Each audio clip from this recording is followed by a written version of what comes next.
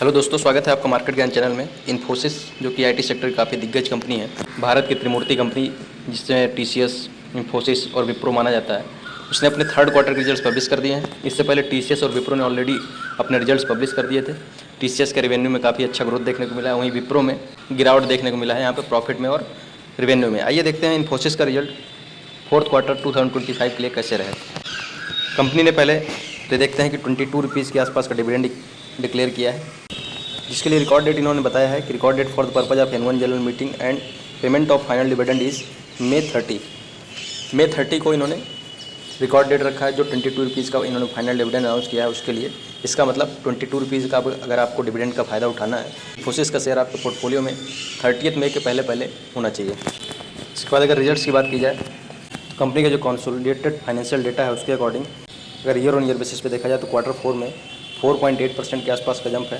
वहीं operating margin में 21% के आसपास ईयर ऑन ईयर बेसिस पे जंप देखा गया है, जबकि ईपीएस अर्निंग पर शेयर में अगर देखा जाए तो 10.1% के आसपास का जंप है ईयर ऑन ईयर बेसिस पे। डिफरेंट बिजनेस सेगमेंट्स के रेवेन्यूज भी शेयर किए हैं, किस बिजनेस सेगमेंट से कितना रेवेन्यू जनरेट हुआ है। फाइनेंशियल सर्विसेज से 28.4 इन परसेंटेज, मैन्युफैक्चरिंग से लगभग 16% के आसपास, रिटेल से 13%, लाइफ साइंसेज 6.8%। तो इन्होंने डिफरेंट सेगमेंट्स में किस बिजनेस सेगमेंट से इन्होंने कितना परसेंटेज ऑफ रेवेन्यू जनरेट किया है वो भी शेयर किया है।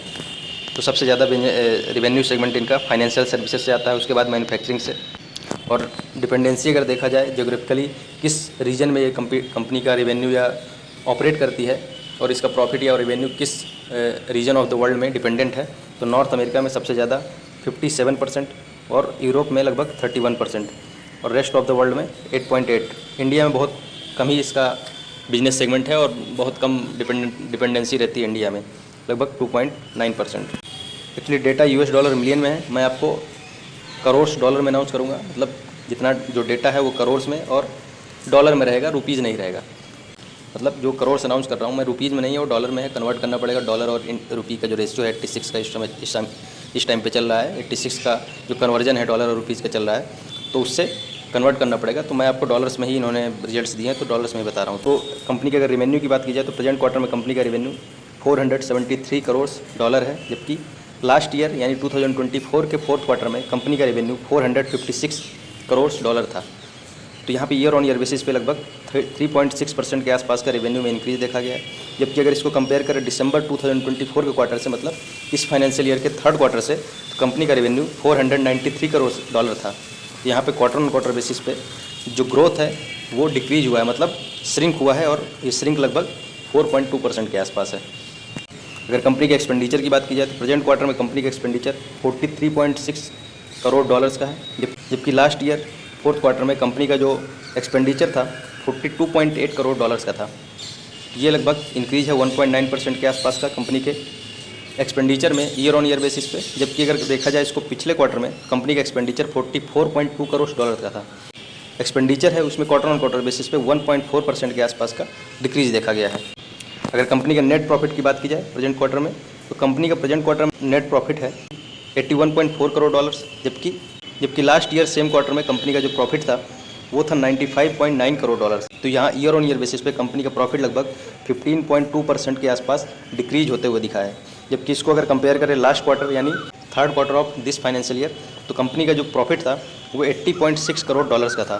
तो यहाँ पे क्वार्टर ऑन क्वार्टर बेसिस पे तो कंपनी के प्रॉफिट में इंक्रीज़ देखने को मिल रहा है, और ये इंक्रीज़ लगभग 1% के आसपास का है।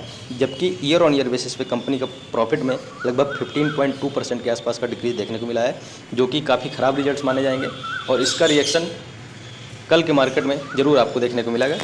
अगर कंपनी की ईपीएस की बात की जाए तो प्रेजेंट क्वार्टर में कंपनी का ईपीएस 0.20 का है, जबकि पिछले साल यानी 2024 के मार्च क्वार्टर में कंपनी का ईपीएस 0.23 का था। तो यहाँ पे ईयर ऑन ईयर बेसिस पे कंपनी का ईपीएस डिक्रीज होते हुए दिखा है। जबकि इसको अगर कंपेयर किया जाए लास्ट क्वार्टर से, तो कंपनी का ईपीएस 0.19 का है। तो यहाँ क्वार्टर ऑन क्वार्टर बेसिस पे कंपनी की ईपीएस में 1.1% के आसपास का इंक्रीज देखने को मिला है। जबकि ईयरली बेसिस पे देखा जाए तो कंपनी का ईपीएस 15.3% डिक्रीज होते हुए दिखा है, जो कि कंपनी के प्रॉफिट में भी लगभग यही डिक्रीज है।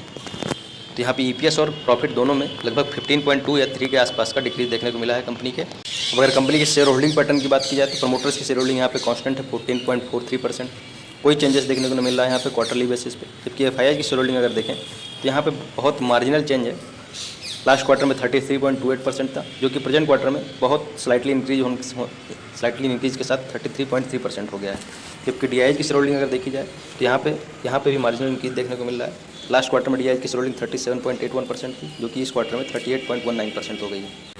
तो बहुत ही मार्जिनल चेंजेस हैं। प्रमोटर की शेयर होल्डिंग में कोई चेंजेस नहीं, जबकि FIR DIH की शेयर होल्डिंग में बहुत मार्जिनल इंक्रीज देखने को मिला है। तो धन्यवाद, मिलते हैं अगले वीडियो में।